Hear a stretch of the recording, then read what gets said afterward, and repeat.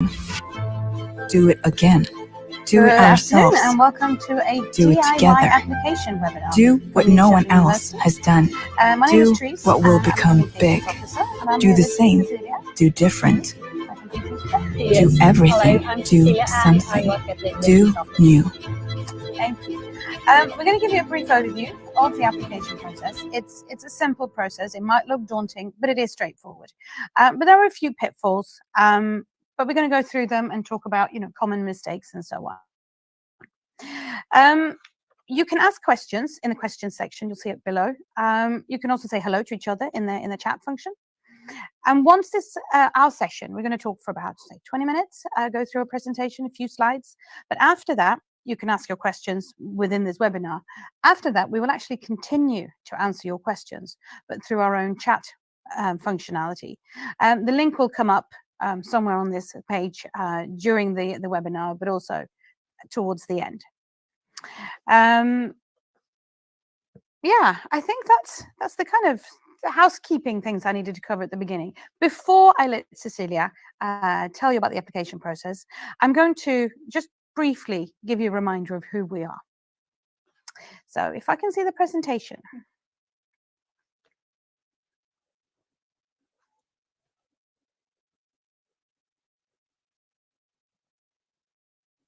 There it is. There we are. It's actually our student on the cover. And the next page. Linköping University, we are a full university, which means we offer both bachelor, master's and PhD level. There's about 36,500 students, which makes us 6th biggest in Sweden in terms of the student body. You can see on the map that we are based in 2 cities, so it's Linköping and Norrköping. Linköping is about 2 hours south of Stockholm on the train, and Norrköping, I think, is about an hour and a half, isn't it? There are direct flights to Linköping from Amsterdam, so you can see that on the larger map. We're a young university. We were established in 1975, and we do rank highly in many subject areas, for example, material science. We're known for our innovative educational programs. We were first with industrial engineering, for example, where we combined business and engineering. We have 2 campuses, or rather, no, we have 3 campuses, but 2 cities. So if we move on to the next slide. You can see photos. Valla, that's our student building. It's a building that houses the library, but also lots of study places. And that's on the main campus here in Linköping. But it was built with our students in mind, which gives you an idea of our mindset of putting our students first and also taking them into account in our planning processes, as students were very much part in designing this building. Norrköping is the town 40 kilometers away from Linköping. It is an old industrial area, textile industry, so it's a beautiful campus. We have programs such as computational social science and ethnic and migration are offered in Norrköping, and a few more. And then there's also the University Hospital campus, which is right next to the hospital, which has our medical biomedicine programs. And then the next slide. So what do we offer? We offer 30 master's programs in all different disciplines. So we have design, we have social science, engineering, environmental studies. We have 1 bachelor's program, which is in biomedicine. A lot of these programs have lots of elective courses, so there's different streams within the programs. And the study places, you saw the building, which you again can see in this image, but we have study places spread out all over campus. There's also easy access to nature. We're slightly outside, the Valla campus is slightly outside the city center in Linköping, it's about 6 kilometers. So you get the best of both worlds. And there is a huge variety of student associations. You have robotics, electronics, coding. Robotics is quite a big research area. It's a big thing. It's a big research area of ours. And then the next slide. This is where I hand over to Cecilia. Yes. Thank you. Yeah. So I'm here to tell you how to apply and get admitted because we don't only want you to apply, we want you to get admitted as well. So I'm hoping to help you apply in a good way. So the first thing I'd advise you to do is to do your research.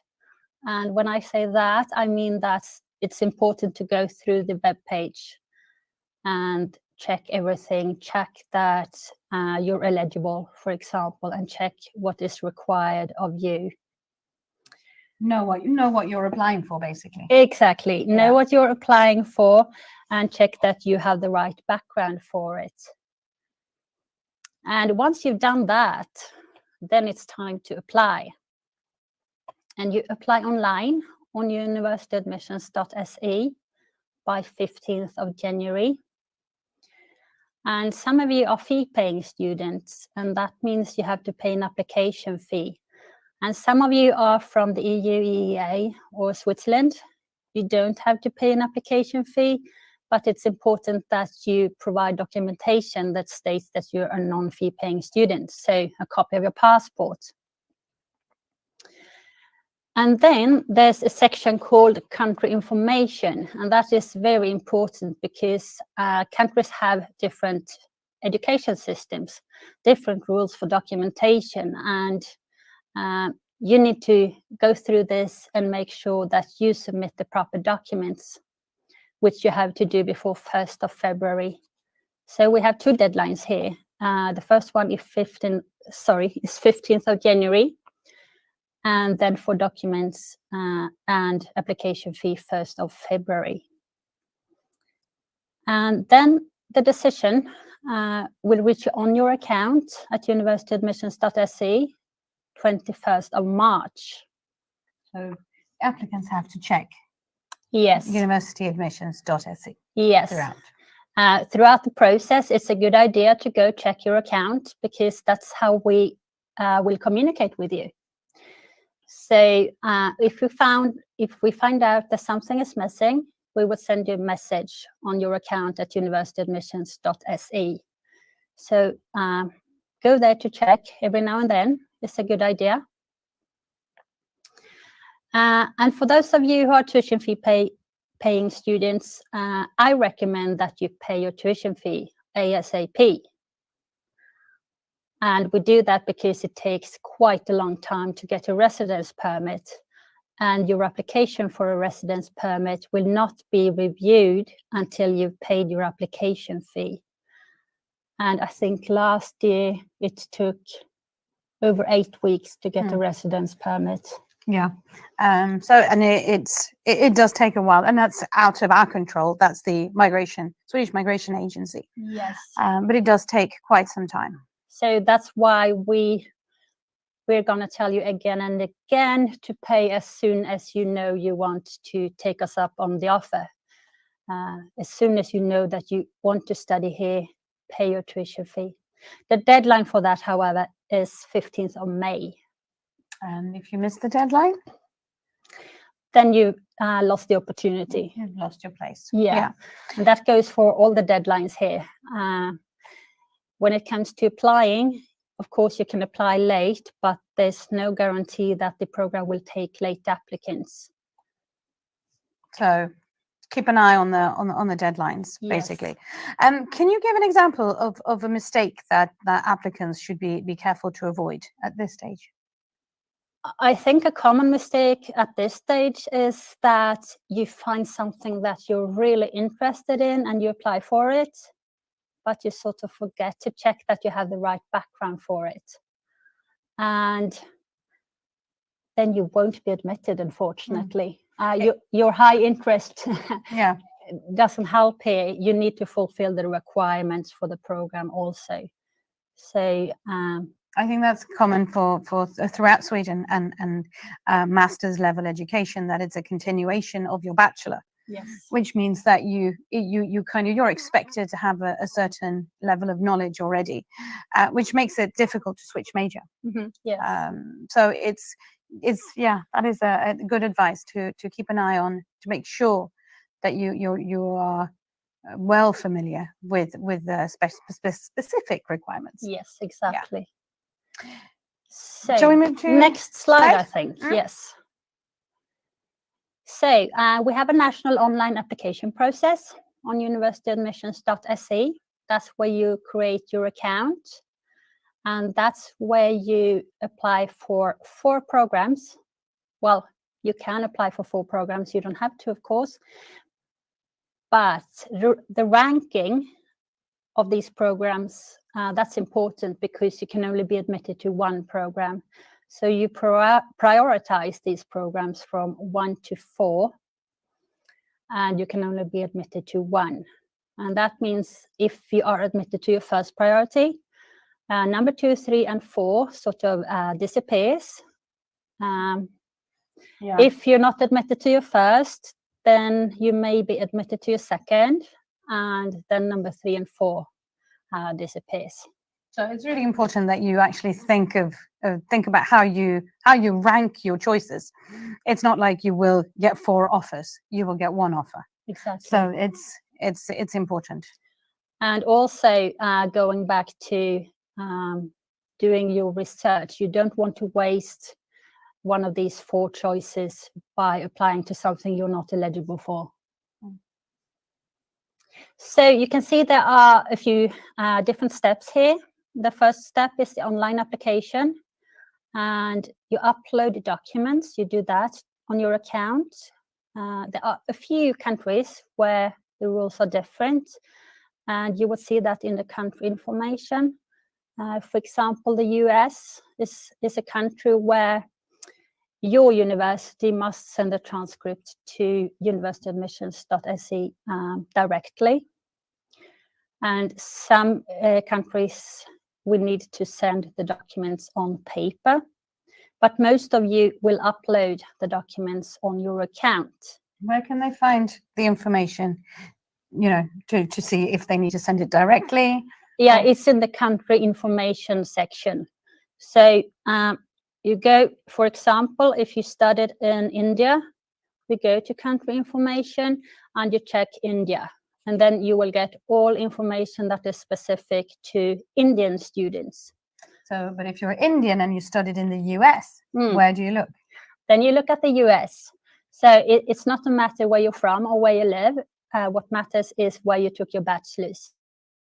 So also, let's say you're an Indian and you studied both in India and the US. You check both because there will be different rules for India. And then if you do masters in the US, then the rules for the US will apply for your masters. Mm-hmm. So if you want to submit that, so for example, for India, you submit your paperwork in a certain way, and then for the US part of the education, you submit it in a different way. Exactly. So the country-specific pages on universityadmissions.se. Yeah. And third thing to do is paying your application fee or document your status as a non-fee paying student. And then there's an application that we can review. So all these 3 steps have to be fulfilled before we can review your application. And when do you review it? Is it always after 15th of January? We start reviewing it as soon as you fulfilled all these 3 steps, so to say. So we can't review it if you made an online application and you submitted your documents. We can't review it until you've paid your application fee or documented your status as a non-fee paying student. So all these 3 steps have to be fulfilled before we can review it. And we've started reviewing applications already. So if you've applied early, it's likely that we check your application early, which is a good thing. Yeah.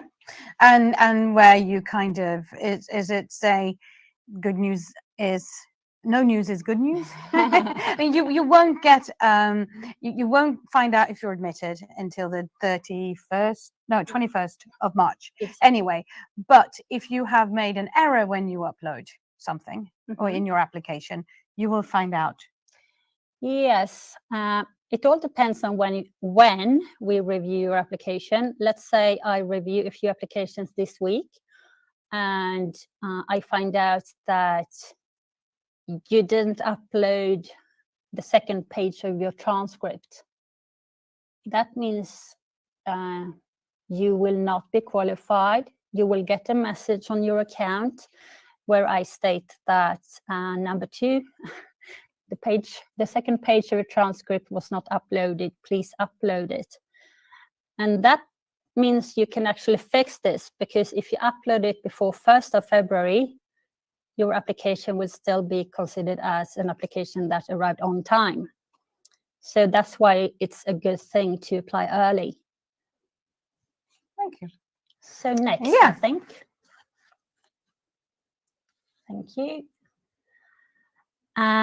The documents we are asking for, that's diplomas, your transcripts, all of them, translations, proof of English skills, a copy of your passport, and a syllabus is recommended too.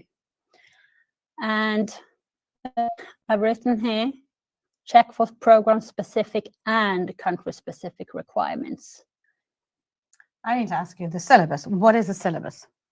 A syllabus is a course description. It describes the course, what you did in the course. Maybe it describes the books that was in the course, the teacher, and the different units in the course. In the next slide, I'll show you. Okay. Why is it only recommended? Because all the other ones are mandatory. You have to have a diploma. You have to have all transcripts and translations if they're not in English. And you need all the other things, but that's only recommended. It's only recommended. It's not necessary for all programs, but I recommend it especially if mathematics is a requirement. And if we go on to the next slide,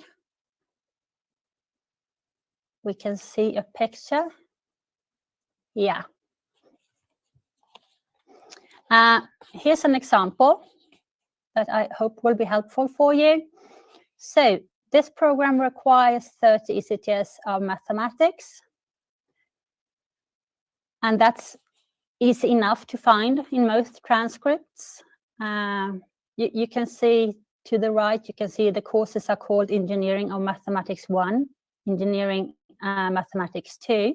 So finding 30 ECTS in mathematics is usually, that's quite easy. But then this program also requires 3 specific courses, which is linear algebra, calculus, and mathematical statistics. And as you can see here, there's no such courses on the transcript. And if I have no further information than this, I won't be able to accept you for the program because I don't find calculus, algebra, or mathematical statistics in this transcript. However, if you submit the syllabus, if I can ask for the next slide, please. Here, the student has submitted a syllabus. And here, it's clearly stated that engineering mathematics number 1 contains calculus 1, calculus 2, and linear algebra. So this student, once he or she has submitted both transcript and syllabus, I can find out that engineering mathematics 1 contains calculus and algebra. So then I fulfilled 2 of the 3 courses. And then, of course, there are more pages on the syllabus, so I will find the 3rd course also in the syllabus. But so that's why I need the syllabus. So that's for, so if the program doesn't require any specific courses, it's as a kind of general rule. If it doesn't require any specific courses, you don't really need to upload a syllabus. But as soon as you see specific courses, yes, you should do it just to make sure that you're covered. Yes. For example, if you apply for a business program and you have a business, a bachelor of business administration, and there are no specific courses required, it just says you need to have a degree in bachelor administration, then you don't have to submit a syllabus. But in cases where mathematics is asked for and there are specific courses in mathematics, then I suggest you upload a syllabus. And you need to do this before 1st of February as well. And this is really important as well, because the evaluation of the specific requirements are usually done after the deadline. Mm. Yeah. Ah. So, and then you can't come back and change it, because you will then have a late application. Mhm. So it's important really that you do this. If you're unsure at all, do this, because you will be able to kind of have it there if it needs to be looked at. Yes. And also, we ask you that you mark out the pages of your syllabus that we need to look at, so that we can find these courses easily. Can we go back 3 slides and talking about clearly mark out the side? Yeah, that one, there we that are. one. So this bit, when I kind of went ahead a bit with the syllabus, but this is really important with the naming convention. So select a name. Why do you suggest this? We suggest this because on your account, you can see which files you've uploaded, but you can't open them. So it's good to structure your files before you upload them. So if you want to upload your diploma, you scan it, you scan your original document, you name the file diploma, and then you upload it. And you scan your transcripts, name the file transcripts, and then you upload them. That way you can see that you've uploaded diplomas and transcripts. If you uploaded everything in one file, that's fine by me, but you won't be able to open it and check if you uploaded everything. So that's why we think it's a good idea to structure this a bit before you upload it. Yeah. So basically, the structure on the left is a good start. So your diploma, call it the diploma, transcript, and so that you can kind of tick them off, so that you know that you've uploaded everything you need to, because it's a unnecessary mistake. Yeah, and it's a bit stressful, because you don't want to miss anything. Yeah. So you can do it either 1 file, 2 files, or 5 files, but just as long as you know what you've uploaded. So you can name it diplomas, transcript, and translations. That's fine. But then you know what's in it. Yeah. Don't keep the name that the scanner gives you. No. Usually when you scan a document, it's a long gibberish. You don't keep that. Thank Okay. you. Yeah. Yep. Shall we move on again? So I think we're skipping another step. Yeah, there we go. Mhm. So we'll talk a bit about scholarships as well. We have a scholarship called LIU International Scholarships. And if you apply for an LIU program as your first priority, first out of 4, and you're admitted to it, you can also apply for a scholarship. So you do this after you've been admitted. Yes. Okay. So the application won't be open until after the results. It won't. But you need to think about it now, because you're making your priorities now on your account, 1 to 4, and you need to take this LIU program and put it as your first priority if you're interested in scholarships from us. And these scholarships are tuition fee waivers of 50%. We normally award about 30 or 40 such scholarships a year. And that's basically because they are tuition fee waivers, they're open to fee-paying students. Yes. And so that's anybody who doesn't hold an EU or EEA passport. For EU students, I'm afraid we don't offer any scholarships. So the LIU International Scholarships are for fee-paying students. Mm-hmm. We should mention as well, perhaps, that a few students will get scholarships, but most of you will have to pay your own way, so to say. So you need to prepare for this. You have to pay your tuition fee and your upkeep. Yeah, and there is information on our website for how much you need. It's roughly 850 euros per month, the cost of living. But there's plenty of information on our website. The next slide, please. So these are the deadlines. We said it's important with the deadlines. Talk us through the dates on the screen. Yeah. 15th of January is the deadline for applying online at universityadmissions.se. Up until the 15th, you can change your programs, you can change the priorities, back and forth as many times as you like, but after the 15th, you can't. So if you then make a change on the 17th of January and you decide, oh, no, I actually want that program as my number one priority, what happens? You can't change the priorities anymore. You can remove programs and you can add a new program, but then that new program will be a late application. Okay. So I suggest not doing that. Yeah. Rather, make up your mind before 15th of January. So do your research early, apply early, and by the 15th, you need to be sure about what you want to do. And then 1st of February, all documents must be submitted, application fee must be paid. And again, that's for non-EU and EEA citizens.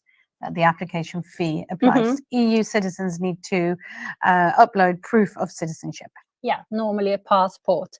And don't forget to do that. No. I can't see by your name that you're French or German. We need to see the passport. Yeah, and we don't have a database, a European database where we can find you. No, It is unfortunately not. No, you need to upload a copy of your passport. And then 21st of March, you'll get your notification of selection result, which we call the admissions letter. And you'll be given that on your account. And it's a printable PDF, so you can print this as many times as you like. And for those of you who want to apply for a scholarship, you can do that between 21st and 24th of March. And we'll publish those results 9th of April in the afternoon on our web page. And talking about tuition fees again, 15th of May is the absolute deadline, but we recommend you to pay as soon as you know that you want to study here. So 15th of January, you have to have made a decision on the priority. If you add anything afterwards, if you still have slots left, it will be a late application. But you have until the 15th of February to submit the documents. Can you swap out? 1st of February. Oh, 1st of February, Yeah. Sorry. So can you swap, can you remove a document that you previously uploaded and upload a new one? You can always upload new ones. You probably can't remove it. No, but you can upload a new one. Yes. Yeah. So if you have new evidence of something. Yes, You just can do that. upload it. Just Yes. upload. Thank you. And classes start end of August. Yes. So, and this is important to be here on time for the classes. There will be a roll call when you turn up and your name is called out and you say I'm here. This is mandatory, and it's really, really important that you're here for it, because you will lose your place. You don't have to tell us that you've accepted your place once you've been offered. You tell us by turning up to the roll call. You can also, you have to communicate with a faculty coordinator who you'll be in touch with if you, for example, end up with a stomach bug on the day. But there are very, very few exemptions. yes, you'll have to be here for the roll call. Yeah, exactly. So maybe we should end the PowerPoint there. Yeah, is that the last one? Yeah, it is. Yeah, there we are. Yeah, there we are. So this is important. The roll call, the date of the roll call is very, very important. So I think, and also be here a couple of weeks early anyway, because so much happens. There's so much fun going on, and you settle in, meet your new classmates, get to know your new home. So be here a bit early, but definitely by the roll call. Right. Well, that was the presentation that we planned to go through. This part of the webinar is being recorded. It's been recorded, and we will publish it on our website and on YouTube. the next part is only for those of you who are watching. So to those who are watching the video recording, I'd like to say thank you and goodbye. And open up to any questions that Luke might have found for us. Yes, indeed. And many questions have come in, so we will go through them. We still have some good time, so we'll be able to answer a lot of questions. Also, to already notify if we still need more time, there's a chat available from Linköping University as well right after. So we should have enough time to be able to cover your questions. We have a first one from Yi Chao, if I say that right, and is asking, I'm applying at 4 different universities at the same time. Do I have to submit the motivation letter or the statement of purpose separately for each university? I'm assuming that means Swedish universities. So we actually, when you apply, when you upload documents on your account, that means that all universities in Sweden can see your documents. For LIU, we don't ask for motivation letters or recommendation letters unless you apply for design. So for us, such letters are not necessary. If you want to apply for other universities and they ask for motivational letters, I suggest you upload one for each university. Yes, it needs to be tailored. It needs to be tailored towards the program you're applying for. But for Linköping, you don't need to submit any letters of motivation. Okay, hope that answered the question. Thank you. Igor is asking, I have a master's degree already. Can I still apply for a second master's? You can. You're welcome to apply. Yep. And make sure that you then double check these country-specific requirements in case your 2 degrees are from 2 different countries, because then there might be different requirements for how you submit your documentation. Okay. Follow-up question from Igor. He actually does not live in his country of origin. He's a citizen of Russia, but has lived for 10 years already and has a residence permit in Czech Republic. Question being, should I apply for a separate study permit in Sweden or follow a different procedure? Sorry, apply for? Study permit, so a student visa. That depends on your citizenship. So if you're a Russian citizen, you'll have to apply for a residence permit for studies. But this is something that you should talk to the migration agency, Swedish migration agency. There's contact information on their website, but you should really make sure that you get it right, because if you do end up kind of arriving with the wrong residence permit, or there might be problems. So talk to them if you're at all unsure. Okay. Andreas has a question. As I did not see the motivation letter for computational social science, the master program, as an admission requirement, I did not upload it, and I did not upload the motivation letter to the university admission website. Is that correct? Yes, we don't require motivational letters, so that's fine. Yeah. Okay.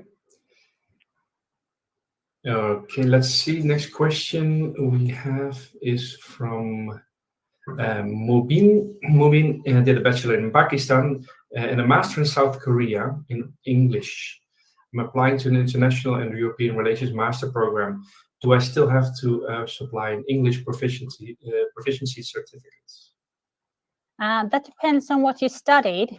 If you studied English, the language English, like you got a Master of Arts in English, then you don't have to take a test. Otherwise, you do have to take a test. You can find out more details about that at universityadmissions.se. Okay. Yeah, so his master was in English language, but it was an international relations program. Okay, then he'll have to take a test, yes. Okay. And so similar question for Maria, just to make sure. She's from Germany and did a bachelor a few years ago. So if the person had English in a bachelor, that counts as English knowledge. She did the oral exam in English. Is that enough, or does she still need a test? She'll have to take a test unless, again, her major was English. But since she's from Germany, she may have studied enough English in upper secondary school. So that may be worth taking a look at. Quite a few Germans study a lot of English in upper secondary school. So in that case, it may be worth to submit documents from that school as well. Again, look at the country-specific pages for Germany. Yes. Yeah. Okay. Priyank has a question. So if you apply for 4 programs in a priority order and get admitted for first one and let's say the third one, but the third one is giving financial assistance, can I join that third program rather than the first one? No, because you only get admitted to one. You only get one offer. So if you're admitted to your first priority, the other ones are no longer. Yeah, they're deleted. They're deleted they are. off your account. What about if you end up being placed reserve for your first choice? Mm-hmm. Can you then be admitted to your second choice? I think you can say no to the reserve list. Yeah, because that's the only time where you might see 2 options still on the table. But it's you won't if you get a firm offer, anything lower ranked will be deleted. Okay. Yeah. Hope that's clarified. Let's see. We have some more questions.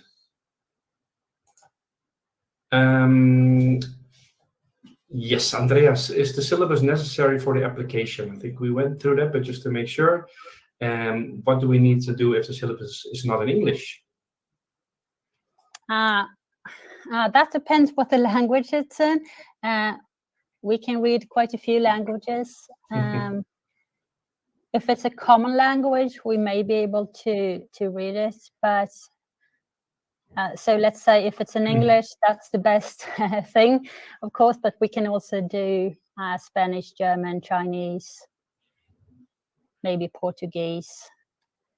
But for more unusual languages, you'll have to get a translation. And then you don't need to translate the entire syllabus, but the pages that are relevant for you. Okay.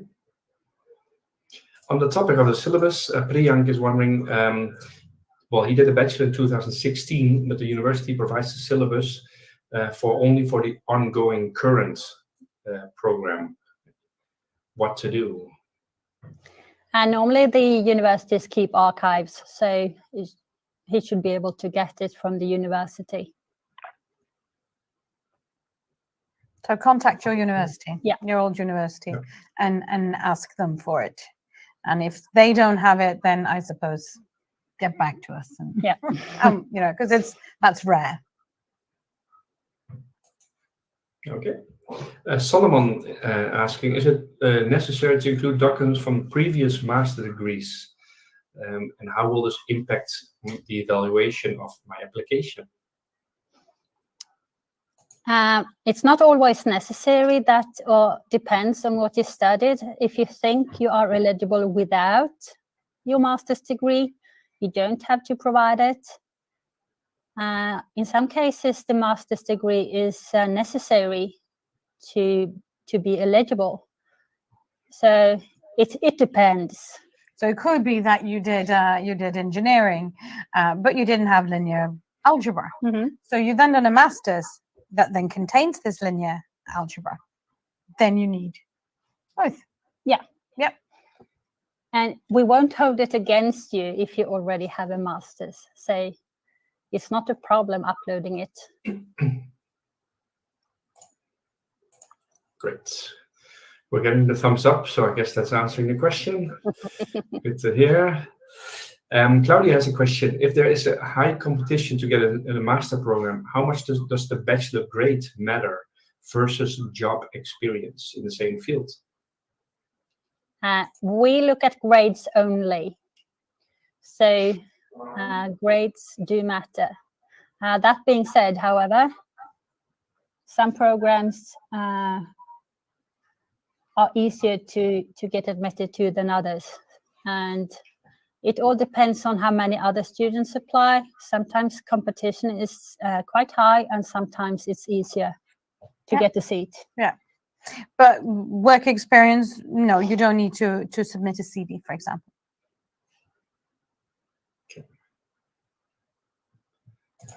Mwape already applied, but would like to put the I think she means the application for later. Am I able to do so?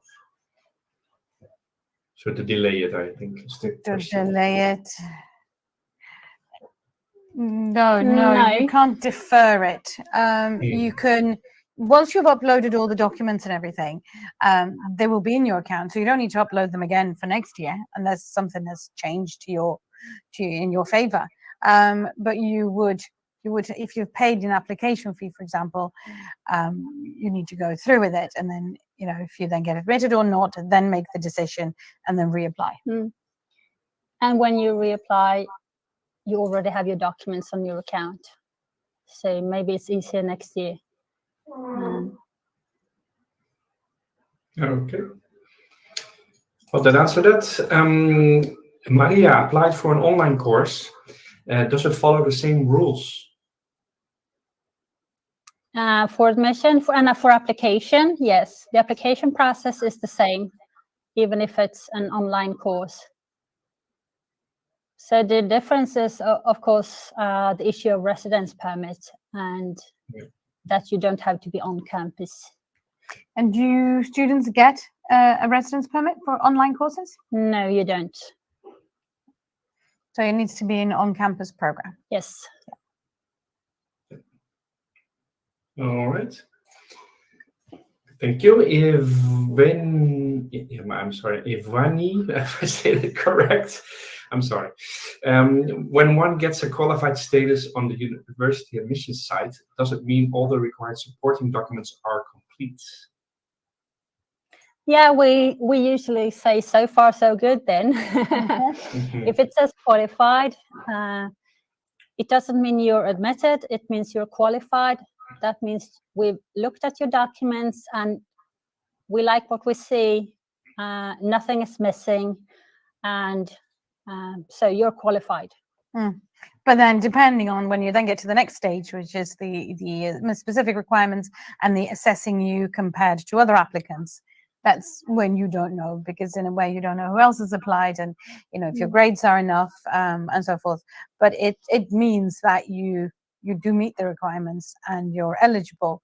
So if there were unlimited places, then you'd have a very, very good chance. But unfortunately, we don't have unlimited places on our programs. But if it says qualified on your account, it's a good thing for the time being. Okay, we're getting thumbs up again, so I guess that's answering that. Thank you. Next question, and apologies against Sears, or I hope that I pronounced that correct. I think it's an Irish name. But for international students, TOEFL scores are required. But I'm a native English speaker and live in an English language, so that probably is maybe Ireland. What should I do? Should I upload proof, or how do I meet the requirement? Well, if you're from Ireland, we sort of know that you speak English, so that you're a native speaker. So native speakers don't have to take a test. So what if you've not studied in Ireland? So what if you're an Irish citizen, but you moved there when you were 20 and learned English? No, I need to see a bachelor's degree from Ireland. Yeah. And possibly even the high school? No. Not in that case. Not in that case. Okay. That's true for Germany, for example. Yeah. Then upper secondary school helps. For Ireland, I would just look at the fact that you have a bachelor's degree from Ireland. and that bachelor's degree is normally 3 years. So we would consider that okay. So it's basically where you've studied, not your passport. Exactly. It's where you studied.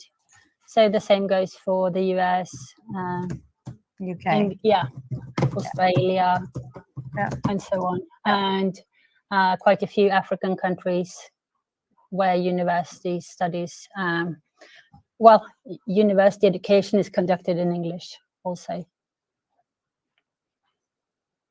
Okay, thank you.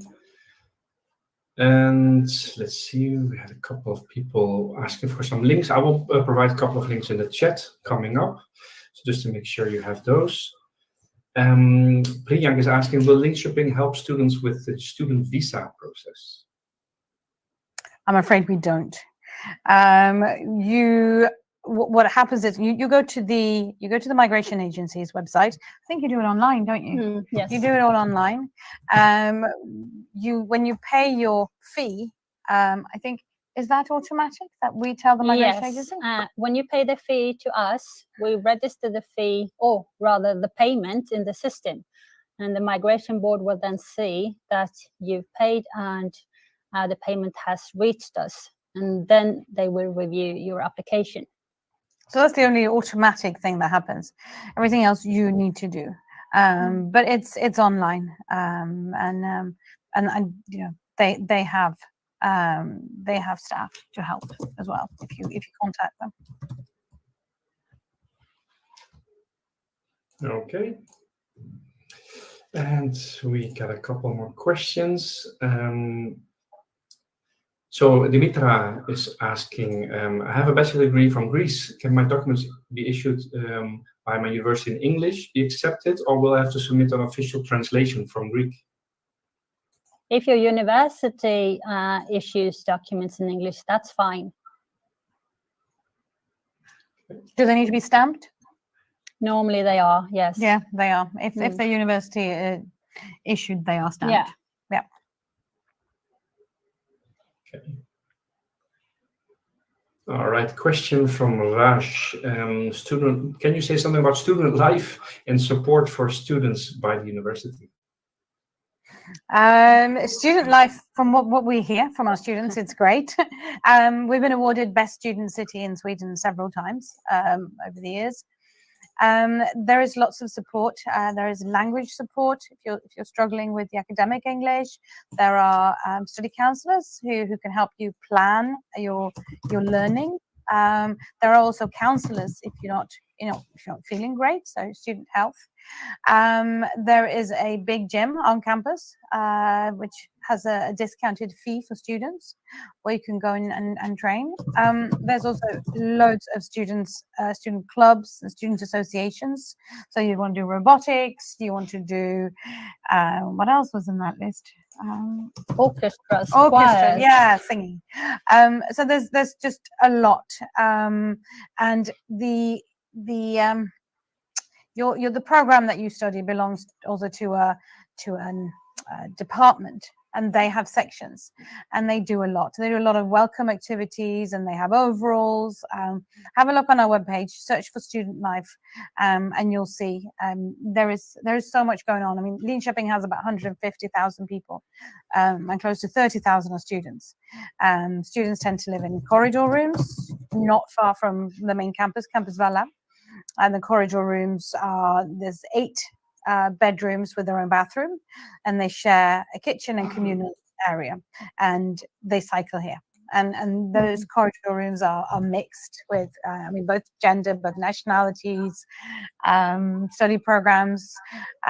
So there's a lot to do. I think student life is good. It's good here, and at the end of August, a lot is going on. So if you have the possibility to get here early, it's a very, very good idea, because then you have time to settle down a bit and enjoy the fun, because there's a lot of fun in August. There's a lot of fun. And it all culminates with this big outdoor concert, usually around the 6th of September. And there's always a band, someone who's quite big in Sweden. And it's free for our students, and it's kind of university's way of saying welcome. There's also a close relationship, close. It's an informal relationship between students and their teachers. So it's first name. It's not professor or doctor, this and that. And it's also, you have a lot of small seminar groups where you are expected to challenge both your fellow students, but also the teachers. And you do a lot of group work. So you not only get to know a lot of people, but you also get challenged, and you become adept at kind of looking at things from a different angle and challenging the status quo, really. I hope that answers your question. I hope so too. Actually, Raj did just follow up with a question, asking also in terms of job opportunities, what can we expect? It depends entirely on your field that you've studied.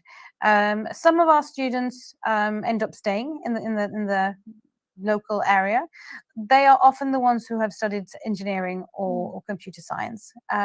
Linköping has a big connection to aerospace.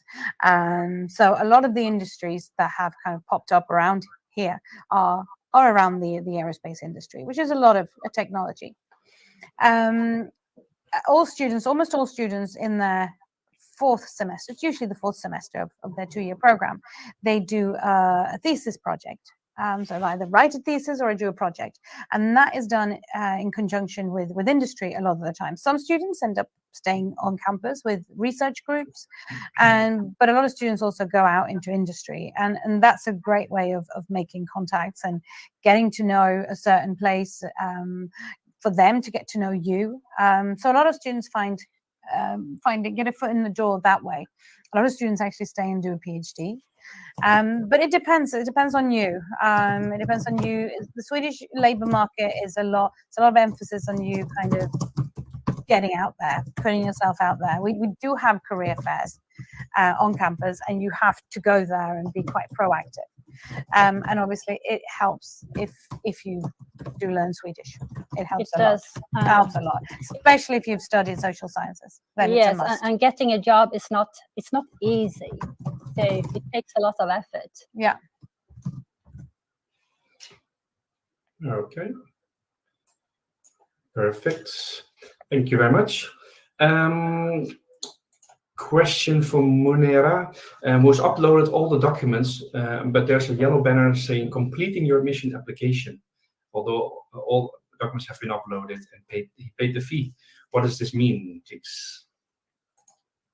It says incomplete, even if they've uploaded everything and they paid the fee, but it says incomplete. It says completing your admission application. Sorry.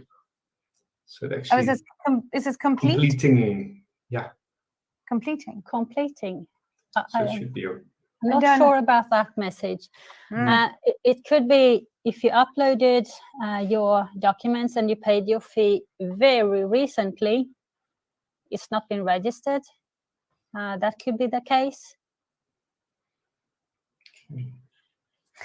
What's the most common reason for rejection?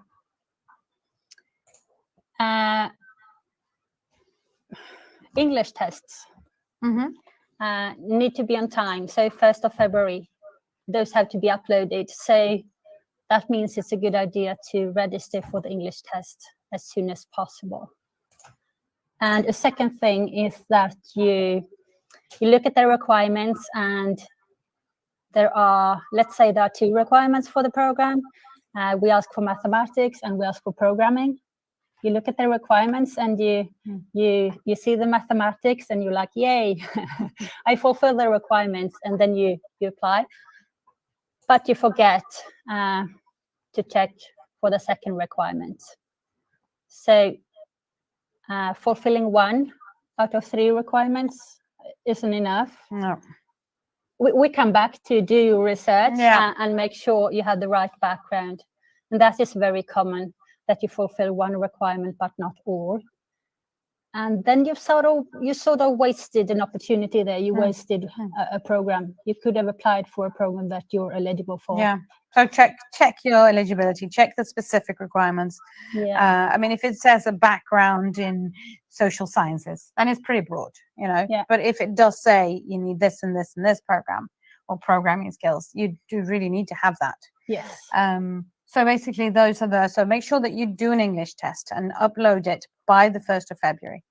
And also make sure you have you know the requirements, and also make sure you prove your citizenship. I think that's Don't miss another. that, No. because it's very easy to upload your passport. Don't forget to do it.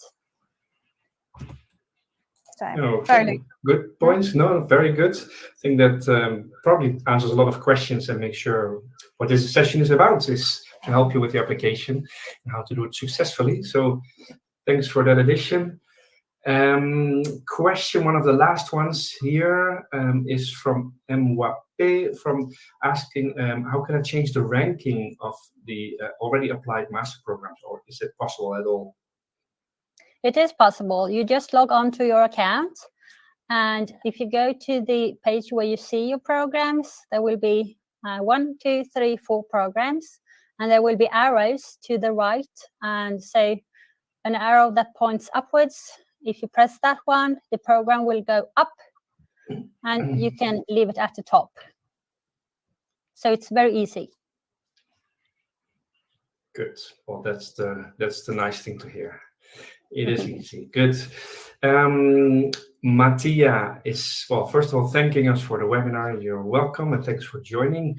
A question regarding the age of the students. Does it happen to have students also not only between 25 and 30, but sometimes older as well? Can they? It happens. Yeah, definitely. I think the majority of our students are in their mid-20s, but there are sometimes students older, mid-30s, 40s. Everyone's welcome, of course. Yeah. But of course, we tend to see a lot of youngish students. Yeah. But we see different people, all ages.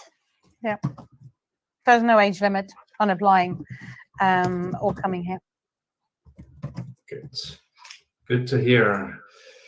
Linköping is all inclusive as well, as we know. Next question from Priyank. First of all, thanks for being patient and answering the questions. Question is, will the university send us some sort of acknowledgement once the application is received, along with the required documents by Linköping? Because he's struggling to understand if it was correctly received. You will not get sort of a message that states we received it, but you can log on to your account and you can see which programs you applied for. You can see which documents you've uploaded. Especially if you've named them, something obvious. So if you structured your files well enough, you can see what you've uploaded. And then eventually, once we've checked your application, it will say qualified, or you will have a message on your account that says, for example, there's no English tests. Please submit an English test before 1st of February.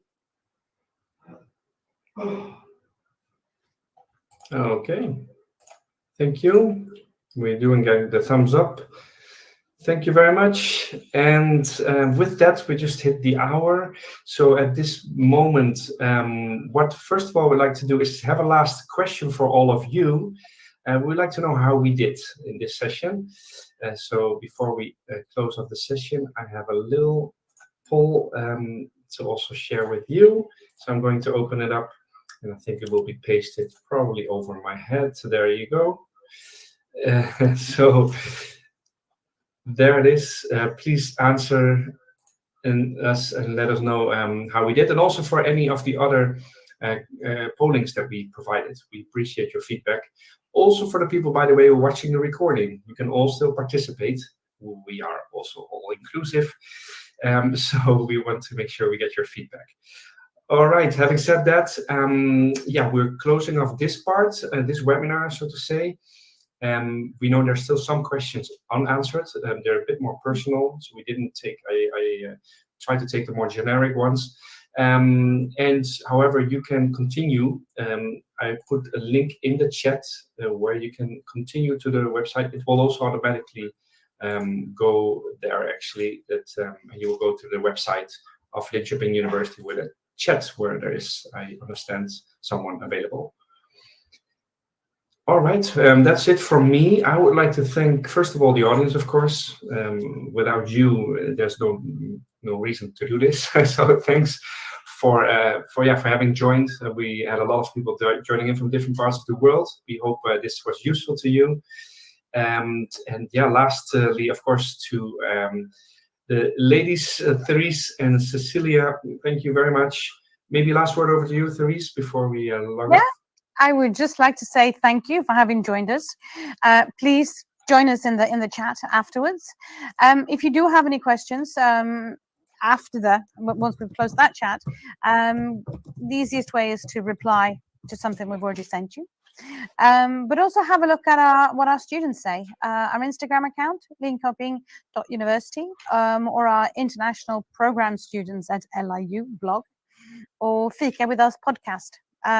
You have a lot of information, not just about applying, it's basically students writing about their journey here, experiences once they're here. So, get it directly from the source, all the information that you need.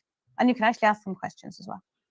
But thank you, Cecilia, and thank you for having joined us. Bye. Bye-bye.